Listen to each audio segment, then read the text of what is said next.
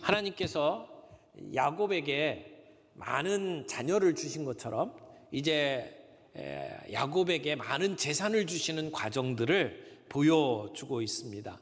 아무것도 없던 빈털터리 야곱이 어떻게 많은 재산을 형성하게 되었는지를 오늘 본문이 우리에게 알려주고 있습니다. 라반의 집에 머물렀던 기간이 20년입니다. 그 중에 14년은 아내를 얻기 위해서 종살이를 했던, 아무것도 못 받았던 기간 14년이죠. 그 뒤에 6년 동안 라반의 집에서 일하면서 이렇게 많은 그러한 재산을 얻게 됐습니다. 그 과정을 보게 되면 야곱이 자기의 외삼촌이자 장인인 라반과 더불어 치열하게 경쟁했던 것을 보게 됩니다. 야곱의 두 아내 레아와 라헬이 서로 치열하게 경쟁했던 것처럼 야곱은 라반과 경쟁을 해야만 했습니다. 그러나 그가 이렇게 부를 형성할 수 있었던 것은 결국은 하나님의 은혜 때문이었다라고 하는 것을 오늘 본문은 우리에게 보여줍니다. 하나님께서 하나님 나라를 이루어 가기 위해서 야곱을 선택하셨고, 비록 그의 연약함, 그의 그 인격적인 결함에도 불구하고 하나님께서는 그를 통해서 어떻게 역사하고 계시는지를 보여주는 하나님의 신실하심, 약속을 이루시는 하나님의 그 미쁘신 모습이 드러나는 그러한 본문이라고 말할 수 있습니다. 그래서 이 모든 이야기의 결론은 뭘까요? 하나님의 은혜구나. 이 모든 것이 하나님의 은혜구나라고 하는 것을 우리에게 보여주기 위한 이야기다, 이렇게 말할 수 있습니다. 오늘 이야기를 세 가지 단락으로 나눠서 함께 살펴보겠습니다. 첫 번째는 귀향을 결심한 야곱입니다. 35절, 36절 말씀해 보니까 이렇게 말합니다. 라헬이 요셉을 낳았을 때에 야곱이 라반에게 이르되 나를 보내어 내 고향 나의 땅으로 가게 하시되 내가 외삼촌에게서 일하고 얻은 처자를 내게 주시어 나로 가게 하소서. 내가 외삼촌에게 한 일은 외삼촌이 아시나이다. 자, 시점이 언제죠? 라헬이 요셉을 낳았을 때예요. 그러니까 세월이 흘러서 이제 14년이 지나고, 그리고 야곱은 가족과 함께 이제 고향에 돌아갈 생각을 하게 됐습니다. 자기가 도망쳐온 그 고향, 하나님께서 베델에서 내가 너로 고향에 돌아가게 할 것이다 라고 약속하셨던 그 땅, 야곱은 그 땅을 마음속에 담고 있었습니다. 지금 14년 동안 라반의 집에서 열심히 일했습니다. 그래서 라반은 큰 부자가 되었습니다. 하지만 야곱은 빈털터리였습니다. 그런데 지금 야곱이 라반을 떠나겠다고 결심한 시간이 언제입니까? 라헬이 요셉을 낳을 때다, 이렇게 이야기를 합니다. 왜 라헬이 요셉을 낳았을 때에 이 야곱은 고향으로 돌아가겠다고 결심을 했을까요? 분명한 것은 알 수가 없지만 라헬은 오랫동안 자녀를 낳지 못했잖아요. 그래서 라헬이 자녀를 낳은 것, 이 요셉을 낳은 것이 하나님의 약속이 이루어진 것이다 라고 야곱은 생각했을 것입니다. 라헬의 그 간구가 응답되는 것을 보면서 그 기도에 응답하시는 하나님, 자기에게 약속하셨던 그 약속이 이루어질 것을 야곱은 다시 기억을 했을 것이고, 그래서 하나님께서 내 모든 삶에 섭리하시는 것을 야곱은 다시 깨닫게 되고, 그리고 내 고향 가나안으로 돌아가겠다라고 결심을 하게 되었을 것으로 보여집니다. 지금까지 7년은 레아를 위해서 섬겼습니다.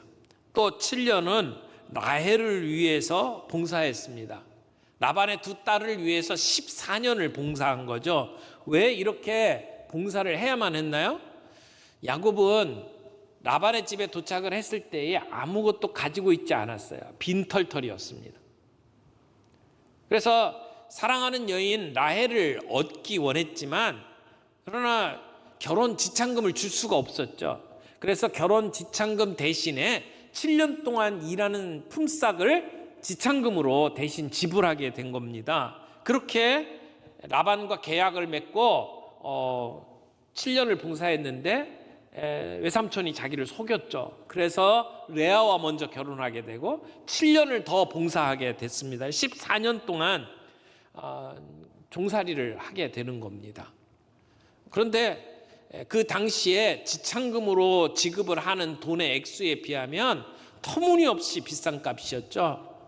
라반은 그런 면에 있어서 자기 딸의 결혼을 자기의 부를 축적하는 방편으로 사용을 한 상당히 야비한 사람이었습니다. 그리고 야곱을 14년 동안 그렇게 일하도록 만들고 그에게 제대로 된 품삯을 지불하지 않은 것을 보면 이 라반은 상당히 그 야곱에 대해서 정당한 대우를 하지 않았던 아주 나쁜 사람이라는 것을 알 수 있습니다. 다윗이 처갓집에 14년 있었던 것은 사위로서 대접을 받으면서 있었던 것이 아니고 종살이를 하는 시간이었습니다. 그런 시간 속에 요셉이 출생을 한 겁니다.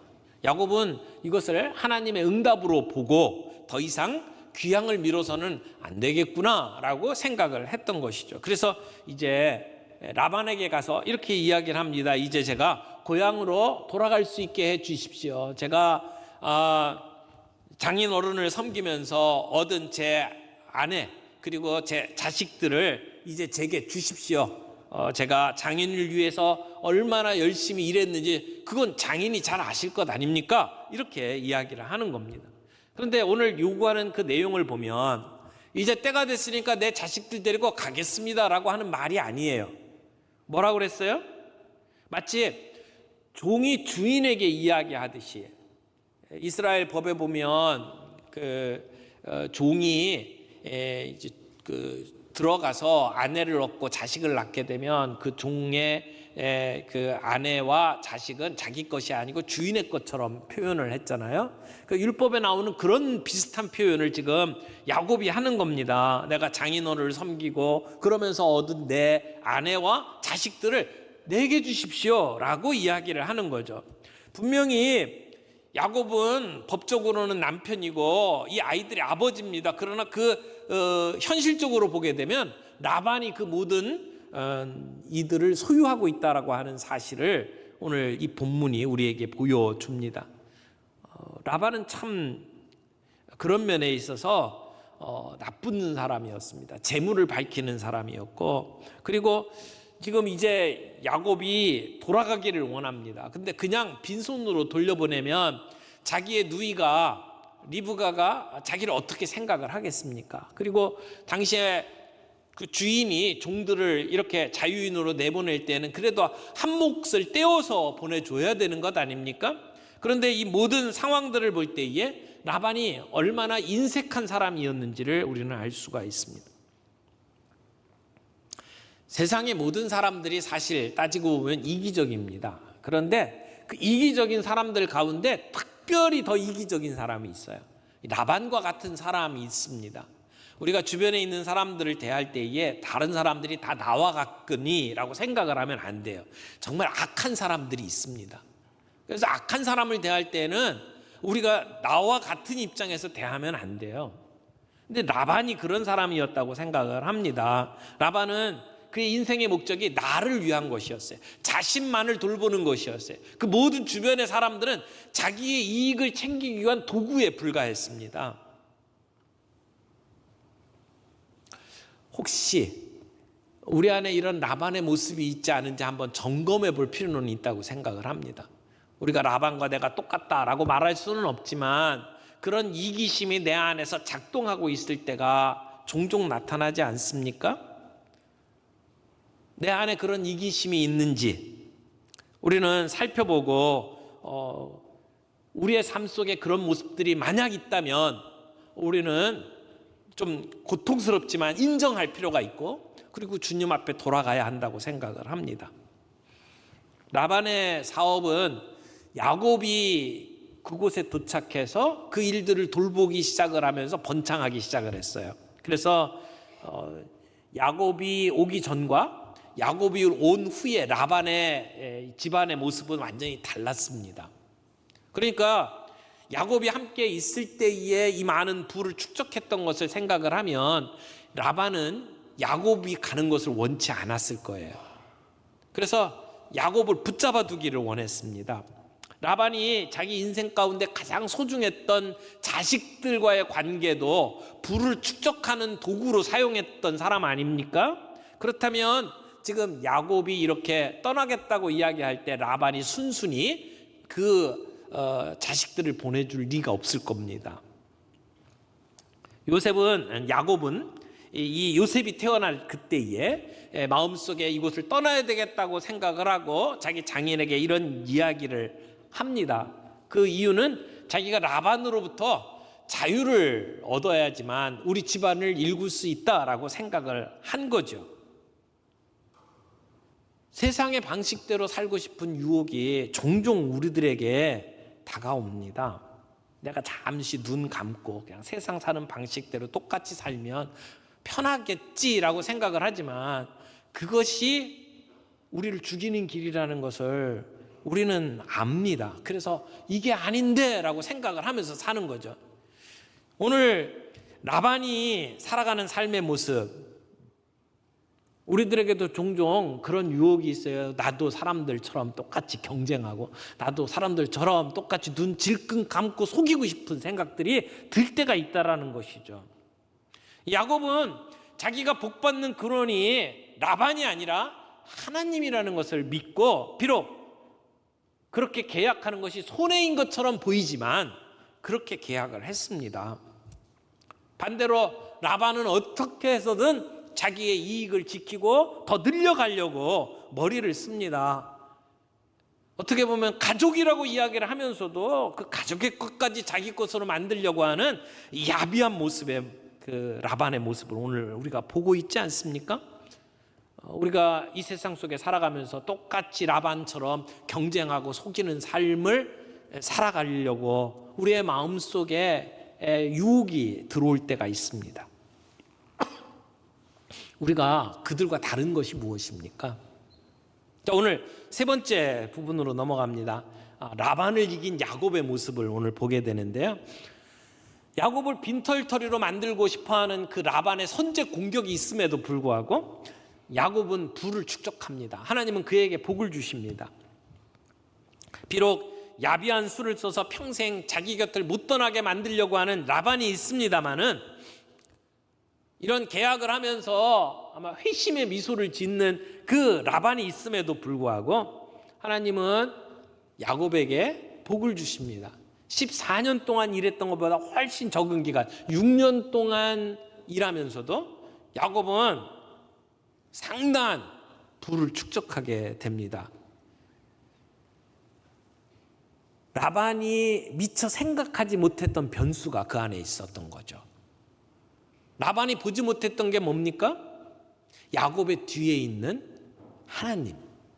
야곱의 뒤에 계시는 하나님을 야곱은 보지를 못한 겁니다.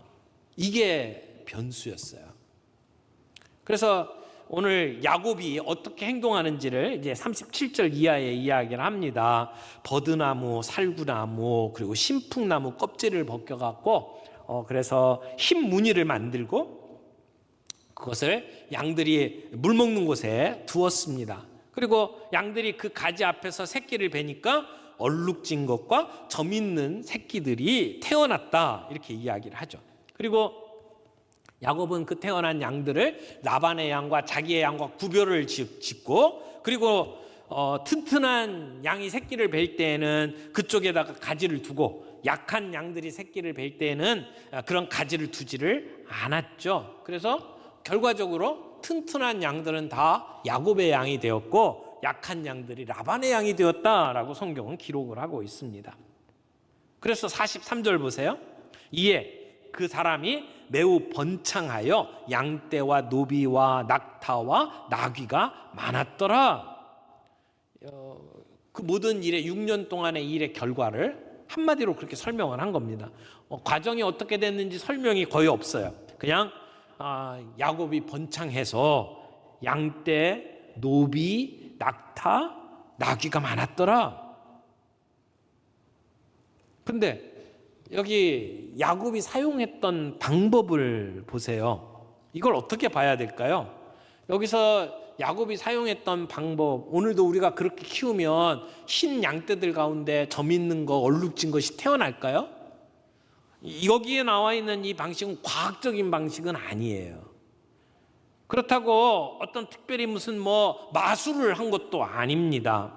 그리고 오늘 본문에 나와 있는 이런 나무들을 가지고 이렇게 저렇게 했다라고 하는 기록도 사실은 이 히브리어가 굉장히 어려운 단어거든요. 그래서 정확하게 뭘 어떻게 했다라고 우리가 정리하기가 쉽질 않아요.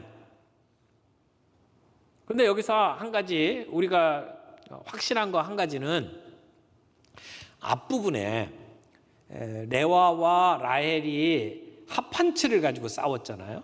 그리고 그것 때문에 아들을 얻게 되는 과정을 이야기를 합니다. 그것과 아주 유사한 형태로 오늘 본문이 기록되어 있습니다. 합한채가 사람들에게는 정욕제로 쓰이기도 하고 그것으로 임신 못하는 사람들이 임신하게 만드는 용도로 사람들이 생각을 했어요. 그러나 성경 본문을 쭉 읽게 되면 합한채 때문에 아들을 얻은 게 아니거든요. 사람들은 그렇게 생각하고 그렇게 했지만 아들을 얻게 된 것은 전적으로 하나님 때문입니다. 하나님이 주시니까 아들을 얻은 거죠. 오늘 본문에 나오는 이 얘기도 같은 얘기예요. 사람들은 그런 방식으로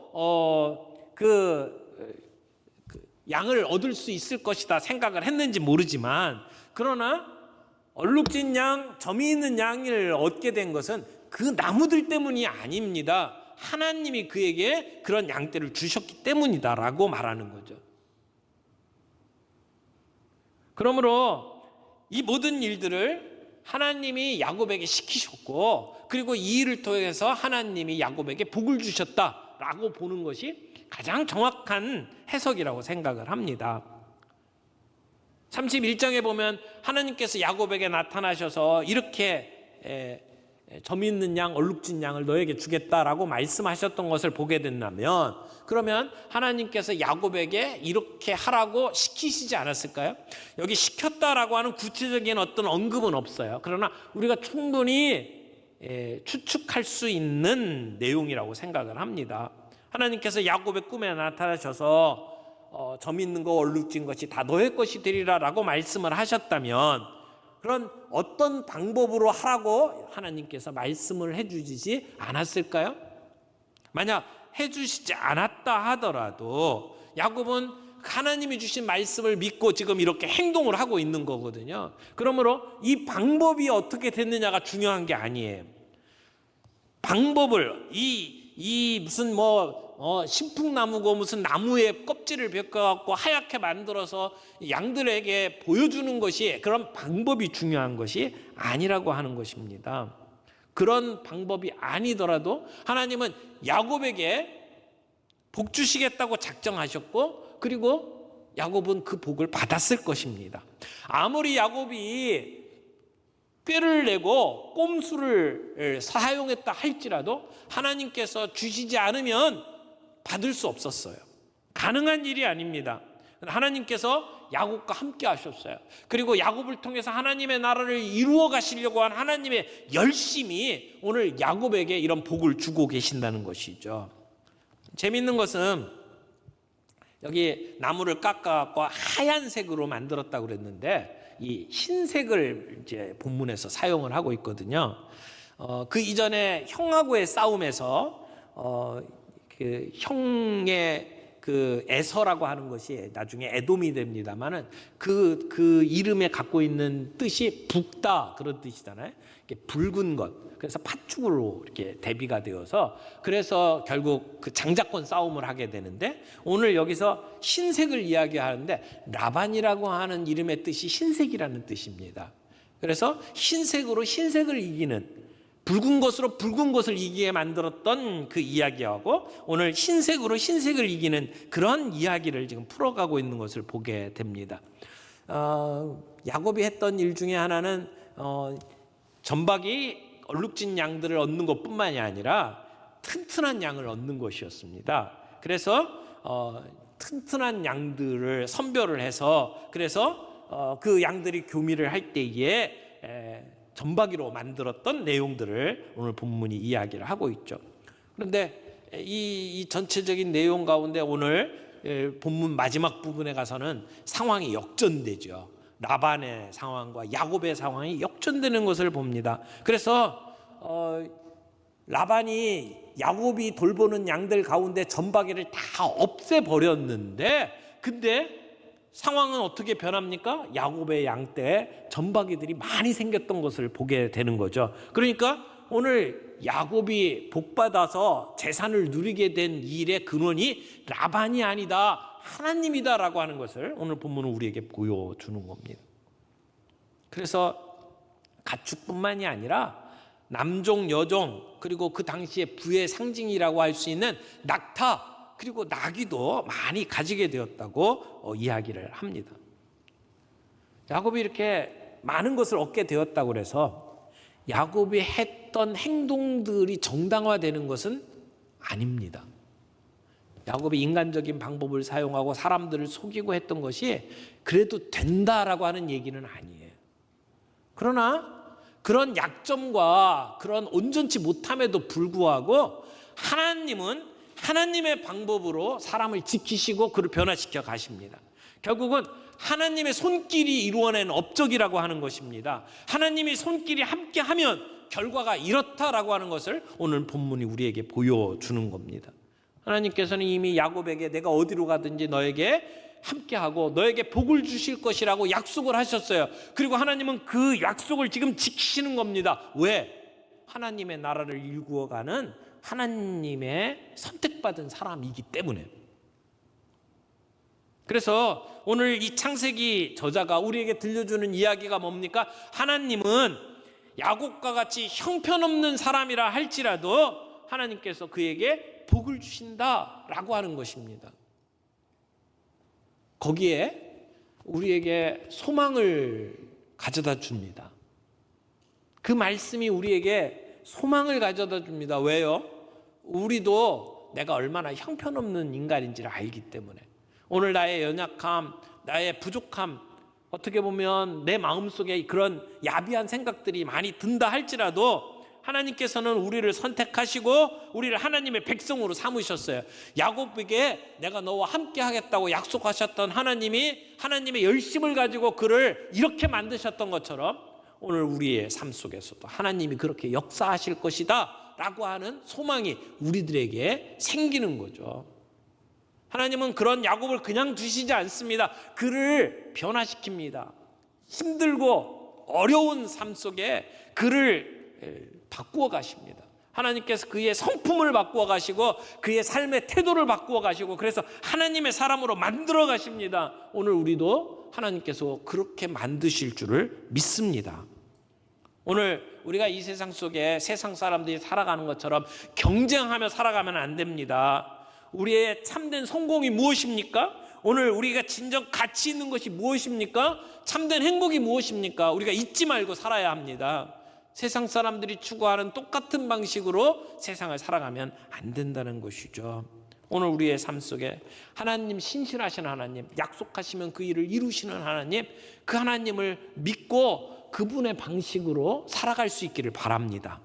하나님은 우리를 부하게도 하시고 가난하게도 하십니다. 우리가 집중해야 될 것은 부하냐 가난하냐의 문제보다 더 중요한 것은 방향입니다. 우리의 인생을 향한 하나님의 뜻, 그 뜻에 내가 일치하며 살아가고 있는지, 하나님이 원하시는 방법으로 하나님을 의지하며 살아가고 있는지, 그것이 중요하다라고 하는 것이죠. 오늘 말씀을 맺습니다. 야곱은 라헬이 요셉을 낳자 이제 고향을 생각을 합니다. 하나님께서 고향으로 돌아가게 하실 것이다 라고 한 약속을 생각하면서 가기로 결정을 합니다. 그런데 라반이 못 가게 막죠. 그리고 라반과 더불어 갈등이 시작이 됩니다. 그러나 이 시점에 야곱이 하나 깨달은 게 있어요. 내가 복 받는 것은 라반 때문이 아니라는 겁니다. 나의 장인이 나에게 얼마나 잘해주는지에 따라 내가 복 받는 게 아니라는 겁니다. 내 복의 근원은 하나님이시다라고 하는 것을 야곱이 믿었다는 겁니다. 그래서 어떻게 보면 손해보는 것 같은 계약이지만 하나님이 하라고 한 대로 그런 이 계약을 하고 하나님의 뜻대로 살아가기 위해서 애를 씁니다. 그러나 그가 했던 방식은 과학적인 방식도 아니에요. 합리적인 방식도 아니에요. 그러나 하나님이 하신 일이었습니다. 겨우 6년 동안 그는 거부가 됩니다.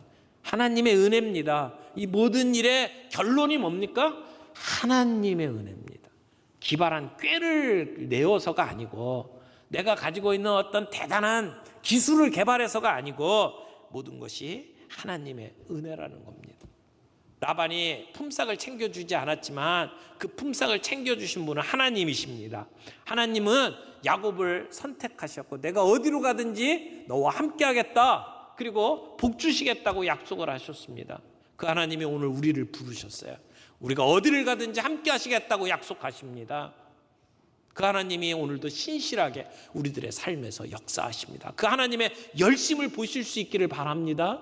그리고 그분을 의지하며 오늘 우리의 삶을 살아가면서 모든 것이 하나님의 은혜입니다. 그렇게 고백할 수 있는 저와 여러분들이 되기를 바랍니다.